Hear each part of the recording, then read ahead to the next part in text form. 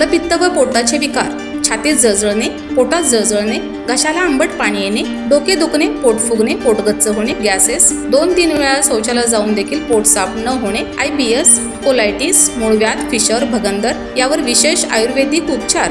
तर आजच संपर्क करा विजयी भव आयुर्वेद, नेवरी तालुका कडेगाव, जिल्हा सांगली।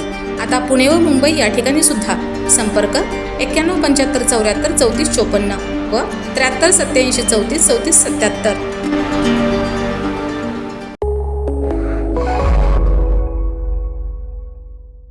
नमस्कार, मी मयुरी आणि आपण पाहत आहात 7 स्टार न्यूज। स्वर्गीय यशवंतराव चव्हाण स्मृती गौरव समितीचे अध्यक्ष तथा राष्ट्रवादी काँग्रेसचे नेते प्रदीप अप्पा कदम यांनी पळूस तालुक्यातील नागठाणे व बांबोडे येथे मोहरम निमित्त आयोजित पंजे भेट कार्यक्रम तसेच विविध ताबुतांच्या भेटीगाठीच्या सोहळ्यांना उपस्थिती लावत सर्वधर्मीय बांधवांना शुभेच्छा दिलेत। मोहरमच्या निमित्ताने नागठाणे आणि बांबोडे परिसरात पारंपरिक उत्साहात आयोजित करण्यात आलेल्या धार्मिक कार्यक्रमांमध्ये प्रदीप अप्पा कदम यांनी सहभागी होत विविध ताबुतांना अभिवादन केले।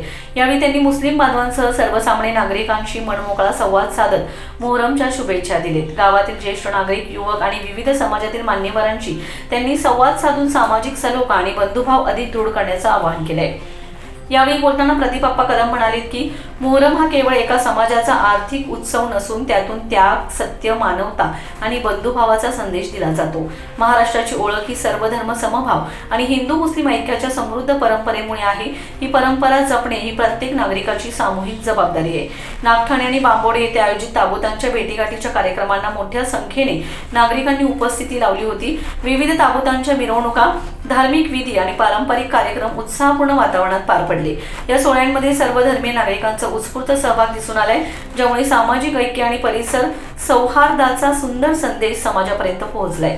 या प्रसंगी प्रदीप अप्पा कदम यांनी कार्यक्रमाच्या यशस्वी आयोजनाबद्दल आयोजकांचं कौतुक करत समाजात शांतता, बंधुभाव आणि एकोप्याचं वातावरण कायम राहावे अशी अपेक्षा व्यक्त केली। तसेच सर्वांनी परस्परांचा सन्मान राखत सामाजिक सलोखा वृद्धिंगत करण्यासाठी एकत्रितपणे कार्य करावे असे आवाहनही त्यांनी केले। Bureau report 7 star news.